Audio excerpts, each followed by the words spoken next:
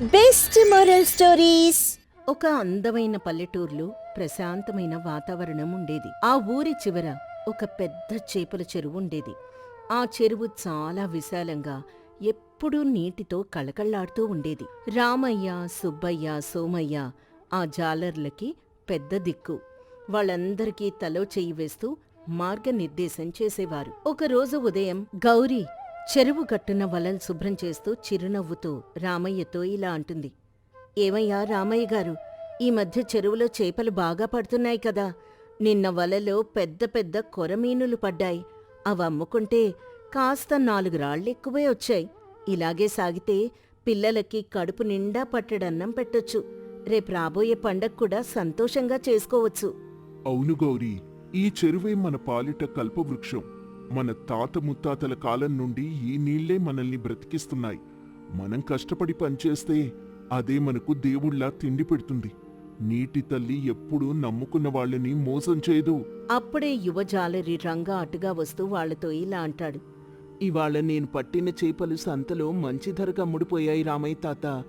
ఇంత ప్రశాంతమైన జీవితం మనకిచ్చిన దేవుడికి దండం పెట్టుకోవాలి.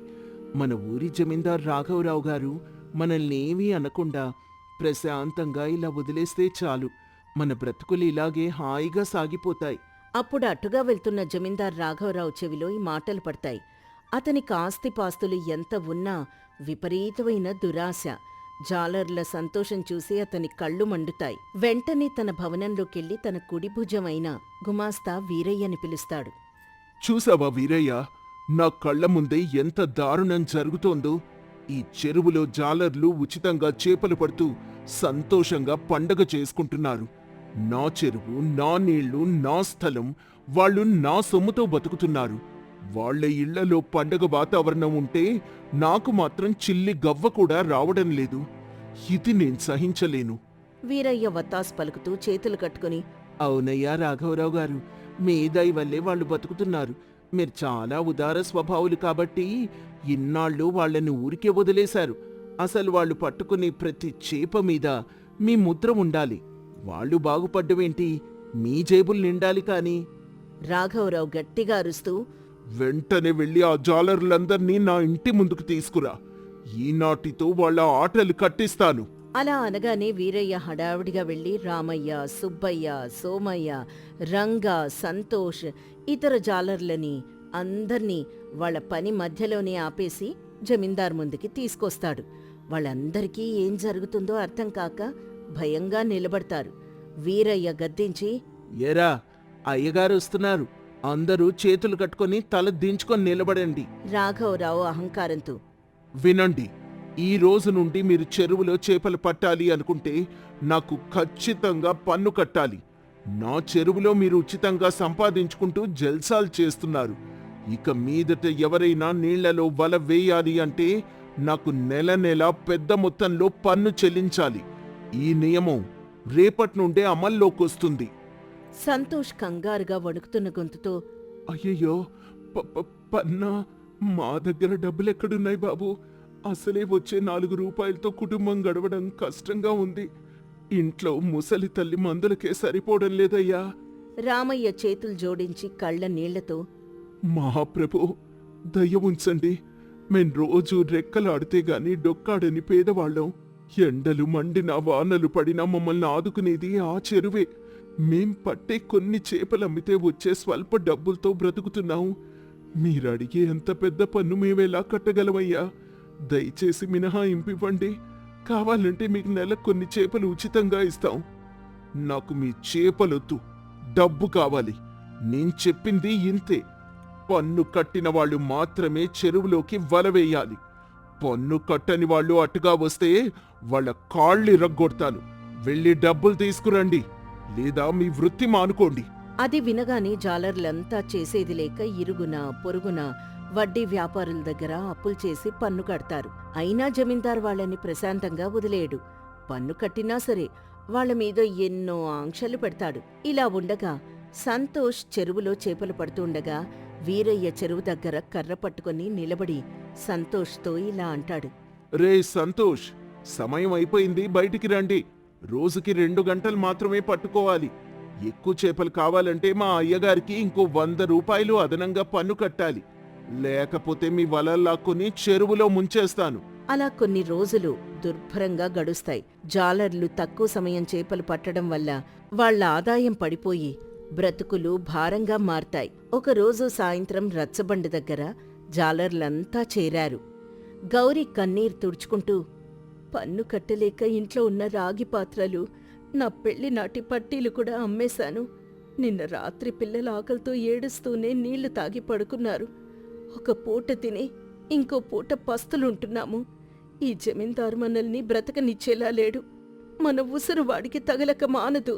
సంతోష్ నిరాశగా, పన్నుల కోసమే నేను ఊర్లో అందరి దగ్గర అప్పుల పాలయ్యాను. నా భార్య మెడలో ఉన్న చిన్న పుస్తెల తాడు కూడా కుదువు పెట్టాను. అయినా జమీందారు గారి దాహం తీరడం లేదు. నా బ్రతుకైతే రోడ్డున పడింది. రంగా ఆలోచిస్తూ అందరి వైపు చూస్తూ, మీరంతా బాధపడుతున్నారు కానీ అసలు నాకు విషయం అర్థం కావడం లేదు. మనం రోజులో సగం చేపలు కూడా పట్టడం లేదు కదా. మరి చెరువులో ఉన్న పెద్ద చేపలంతా ఏమవుతున్నాయి? రోజు రోజుకి నీళ్లలో చేపల అలజడి బాగా తగ్గిపోతోంది. రామయ్య అనుమానంగా, నిజమే రంగా, నాకు కూడా ఈ మధ్య బాగా అనుమానంగానే ఉంది. ఎవరో మనకి తెలియకుండా చెరువులో చేపలు పడుతున్నారు. మనం భయంతో వలలు పక్కన పెడితే ఇంకెవరో అది ఆసరాగా చేసుకుని దోచేస్తున్నారు. ఇవాళ రాత్రి మనం ఎవ్వరికీ తెలియకుండా కాపలా కాద్దాం. దొంగెవరో తేలిపోతుంది. ఆ దొంగ దొరికితే వాణ్ణి ఊరి నడిబొడ్డున కట్టేసి కొడదాం. ఆ రాత్రి బాగా చలిగా ఉంది. చలిగాలులు వీస్తున్నాయి. రామయ్య, సోమయ్య, సుబ్బయ్య, రంగా చీకట్లో చెరువుగట్టున ఒక పెద్ద మర్రి చెట్టు చాటున దాక్కున్నారు. చలికి వణుకుతున్నా నిజం తెలుసుకోవాలనే పట్టుదలతో కదలకుండా, శబ్దం చేయకుండా కూర్చున్నారు. అర్ధరాత్రి దాటిన తర్వాత ఎవరో గుసగుసలాడుకుంటూ చెరువు దగ్గరికి రావడం గమనించారు. రంగా ఆశ్చర్యంగా, రామయ్య తాత, అటు చూడు, ఎవరో బండ్లేసుకొని వచ్చారు. వాళ్ళ చేతుల్లో పెద్ద పెద్ద వలలు, బుట్టలు ఉన్నాయి. సుబ్బయ్య కళ్ళు పెద్దవి చేసి చూస్తూ, అరే, ఆ పని వాళ్ళతో వలలు వేస్తుంది మన వీరయ్యే కదా. మరి అతని పక్కన దుప్పటి కప్పుకుని దొంగలా నిలబడింది. అరే, సాక్షాత్తు మన జమీందారు రాఘవరావు గారు. సోమయ్య కోపంతో పళ్ళు నూరుతూ, ఎంత మోసం! మన దగ్గర కఠినంగా పన్ను వసూలు చేస్తూ, పగలు చేపలు పట్టనివ్వకుండా ఆపుతూ, రాత్రికి రాత్రే వీళ్ళే దొంగతనంగా చేపలు పట్టిస్తున్నారన్నమాట. పదండి, ఆ బండ్లను అనుసరిద్దాం. వాళ్ళెక్కడికి వెళ్తున్నారో చూద్దాం. అప్పుడు వందల కొద్దీ చేపలను బండ్లలో వేసుకుని ఆ బండ్లు పక్కనే ఉన్న పెద్ద పట్నం ధర్మపురం చేరుకుంటాయి. అక్కడ రాఘవరావు ఆ చేపల్ని భారీ ధరకి రాత్రికి రాత్రే అమ్ముకుని డబ్బు సంచులు నింపుకుంటాడు. మరుసటి రోజు ఉదయం రచ్చబండ దగ్గర జాలర్ల సమావేశం జరుగుతుంది. సుబ్బయ్య కోపంతో రగిలిపోతూ, ఎంత పెద్ద మోసం! మనల్ని పగలు చేపలు పట్టకుండా ఆపితే చెరువులో చేపలు బాగా పెరుగుతాయి కదా. అప్పుడా పెద్ద చేపలన్నీ తనే దొంగతనంగా రాత్రిపూట పట్టించి పొరుగుర్లో అమ్మి లక్షలు సంపాదిస్తున్నాడు. మనల్ని బెదిరించి పన్ను వసూలు చేస్తూ రాత్రి దొంగ అవతారం ఎత్తుతున్నాడు. అతను ఊరి పెద్ద కాదు, పగలు పన్నుల రాబందు, రాత్రి పచ్చి చేపల దొంగ. మనం ఇంకా ఈ అన్యాయాన్ని అస్సలు సహించకూడదు. తప్పు చేసినవాడు ఎంత పెద్దవాడైనా శిక్ష అనుభవించాల్సిందే. అతనికి బుద్ధి చెప్పి తీరాలి. పదండి, అందరం కలిసి వెళ్లి వాణ్ణి ఈరోజే నిలదీద్దాం. ఎన్నాళ్ళీ బానిస బతుకు బతుకుతాం? అలా జాలర్లందరూ కలిసి ఏకకంఠంతో ఎంతో ఆవేశంగా జమీందారింటి మీదకి వెళ్తారు. వీరయ్య వాళ్ళని చూసి భయపడుతూనే అడ్డుకుంటూ, ఏంటి, మీరంతా ఇలా గుంపు కట్టొచ్చారు? మీకేమైనా మతిపోయిందా? అయ్యగారు లోపల నిద్రలేచి పలహారం చేస్తున్నారు. వెనక్కి వెళ్ళండి. రాఘవరావు అరుపులు విని బయటకొచ్చి అహంకారంగా, ఏంట్రోయ్, ఎందుకొచ్చారు గుంపులుగా? ఈ నెల పన్ను ఇంకా తేలేదా? లేక ఏదైనా మళ్ళీ అడుక్కోడానికి వచ్చారా? రామయ్య అందర్నీ వెనక్కి నెట్టి ధైర్యంగా ముందుకొచ్చి, మేము పన్ను కట్టడానికి రాలేదు, ఇక ముందు కట్టబోం కూడా. నీకు పన్ను కట్టేంత అవసరం మాకసలే రాలేదు రాఘవరావు. రాఘవరావు కోపంతో రగిలిపోతూ అవమానంగా భావించి, ఏం మాట్లాడుతున్నావురా నువ్వు? నా ముందు నిలబడి నా ఇంటి ముందు నా పేరు పెట్టి పిలుస్తావా? నీకెంత ధైర్యం? వీరయ్య, వీళ్ళ వలలన్నీ తగలబెట్టి వీళ్ళందర్నీ ఊరు నుండి ఇప్పుడే గంటేయ్. ఆపండి మీ నాటకాలు జమీందారు గారు. మేం పస్తులుంటూ పన్నులు కడుతుంటే మీరు మాత్రం రాత్రికి రాత్రే దొంగతనంగా పట్నానికి వెళ్ళి చేపలు అమ్ముకుంటున్నారు. మీ బండారం అంతా మాకు తెలిసిపోయింది. ఇప్పుడు చెప్పండి, అసలు ఊరి దొంగ ఎవరు? మమ్మల్ని పస్తులుంచి మీరు పట్టుపరుపుల మీద పడుకుంటూ మళ్ళీ నీతులు చెప్తున్నారా? పగలు జమీందారు అవతారం, రాత్రిపూట చేపలు దొంగతనం చేసే చేపల దొంగవి నువ్వు.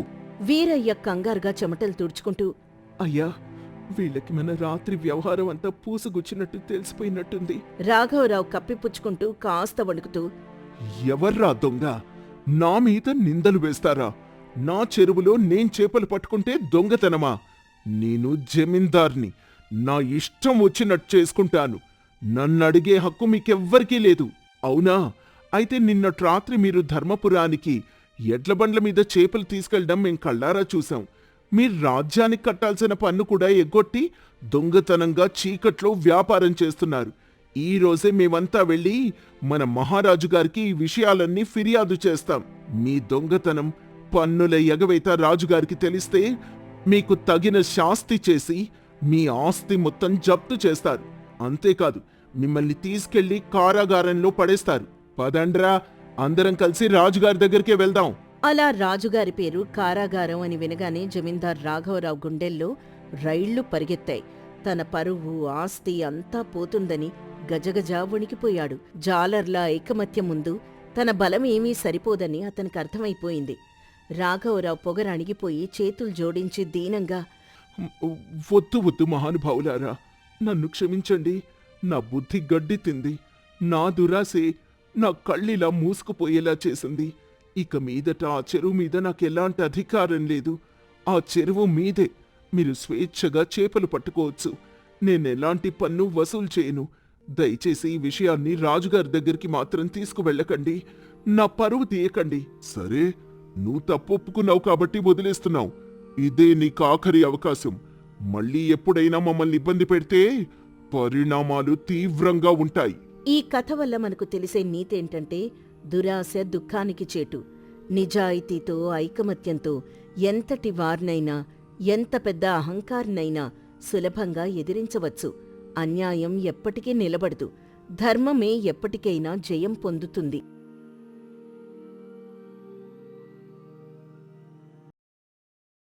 రామయ్య, సీతమ్మ దంపతులు నివసిస్తున్నారు. రామయ్యకున్న 2 ఎకరాల పొలమే వారికి ఆధారం. కాని వరుసగా 3 ఏళ్లు కరువు రావడంతో పంటలు పండలేదు. చేసిన అప్పులు కొండలా పెరిగిపోయాయి. ఒకరోజు ఉదయం రామయ్య తన ఇంటి అరుగుమీద కూర్చుని దిగులుగా ఆలోచిస్తూ ఉంటాడు. తర్వాత రామయ్య సీతమ్మతో ఇలా అంటాడు. సీత, మన బతుకిలా అయిపోయిందేంటి? పొలంలో విత్తనాలు నాటుతా ఉంటే చేతిలో చిల్లి గవ్వలేదు. అప్పులు చూస్తే తీరేలా లేవు. ఊళ్ళో అందరూ మనల్ని చూసి జాలి పడుతూ ఉంటే తలెత్తుకోలేకపోతున్నాను. ఎందుకండి అలా మాట్లాడతారు? కాలం ఎప్పుడూ ఒకేలా ఉండదు కదా. ఈరోజు కష్టం వచ్చింది, రేపు సుఖం రాదా? మనం ఎవ్వరికీ అన్యాయం చేయలేదు. ఆ దేవుడు మనల్ని వదిలేయడు. దేవుడు చూస్తాడో లేదో తెలీదు కాని సుబ్బయ్య గారు మాత్రం వదలరు సీత. ఈ రోజు గడువు ముగిసింది. 70,000 రూపాయలు ఇప్పుడెక్కడి నుండి తీసుకురావాలి? ఇవ్వకపోతే మన ఇల్లు, పొలం స్వాధీనం చేసుకుంటానన్నాడు. ఆ మాట తలుచుకుంటేనే నా గుండె ఆగిపోతోంది. భయపడకండి, ఆయనొస్తే నేను మాట్లాడతాను. కష్టపడి పనిచేయడానికి నేను సిద్ధంగా ఉన్నాను. ఏదో ఒక దారి దొరక్కపోదు. ఇంతలో సుబ్బయ్య గట్టిగా అరుస్తూ అక్కడికొస్తాడు. సుబ్బయ్య ఊరి వడ్డీ వ్యాపారి. డబ్బు విషయంలో చాలా కఠినంగా వ్యవహరిస్తాడు. ఏరా రామయ్య, ఇంట్లోనే ఉన్నావా? నా డబ్బుల సంగతేంటి? గడువిచ్చి నెల్లు గడుస్తున్నాయి. వడ్డీ పెరిగిపోతోంది గాని నీ దగ్గర్నుంచి పైసా రావడం లేదు. రామయ్య కంగారుగా లేచి, అయ్యా సుబ్బయ్య గారు, నమస్కారమండి. కూర్చోండి. ఈ ఒక్కసారికి నన్ను క్షమించండి. పంటలు పండకపోవడం వల్ల ఇలా జరిగింది. మరో 1 రోజులు గడువివ్వండి. ఖచ్చితంగా మీ బాకీ తీర్చేస్తాను. 1 రోజులా? ఆ 1 రోజుల్లో నువ్వు ఆకాశం నుండి నక్షత్రాలు రాలుస్తావా ఏంటి? నీ దగ్గర ఏముందని నమ్మాలి? చూడు రామయ్య, ఇది ఆఖరి హెచ్చరిక. రేపు సాయంత్రానికల్లా నా డబ్బు నాకు చేరాలి. లేదంటే నీ పొలం పత్రాలు నా చేతిలో ఉండాలి అంతే. అని చెప్పి సుబ్బయ్య కోపంగా వెళ్ళిపోతాడు. రామయ్య కళ్ళల్లో నీళ్లు తిరుగుతాయి. అది చూసి సీతమ్మ మనసు కలిచివేస్తుంది. తను వంట చేసి తన భర్తను శాంతింపచేయాలని అనుకుంటుంది. సీతమ్మ ఇంట్లో ఉన్న కొద్దిపాటి దినుసులతో అద్భుతమైన కోడికూర పలావ్ వండుతుంది. ఆ సువాసన ఊరంతా వ్యాపిస్తుంది. అదే సమయంలో ఊరి పెద్ద వెంకటప్పగారు అటుగా వెళ్తూ ఉంటారు. ఆయన ముక్కు ఎగపీలుస్తూ, అబ్బా, ఏంటి వాసన! ప్రాణం లేచొస్తోంది. రామయ్యా, ఓ రామయ్యా, ఇంట్లో ఉన్నావా?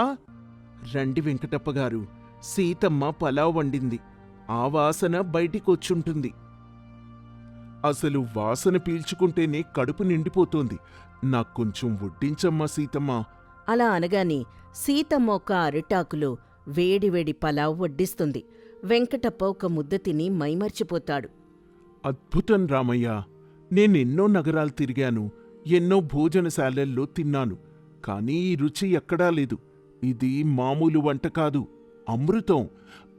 నువ్వీ వంటనెందుకు వ్యాపారంగా చేయకూడదు? మన ఊరి కూడల్లో ఒక చిన్న భోజనశాల పెట్టు. ఖచ్చితంగా గిరాకీ వస్తుంది.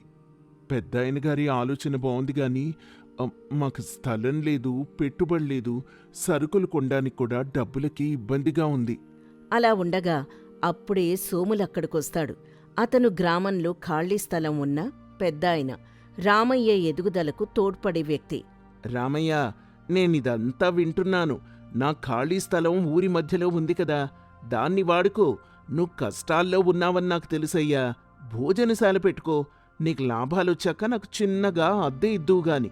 ప్రస్తుతానికి అద్దె గురించి ఆలోచించకు.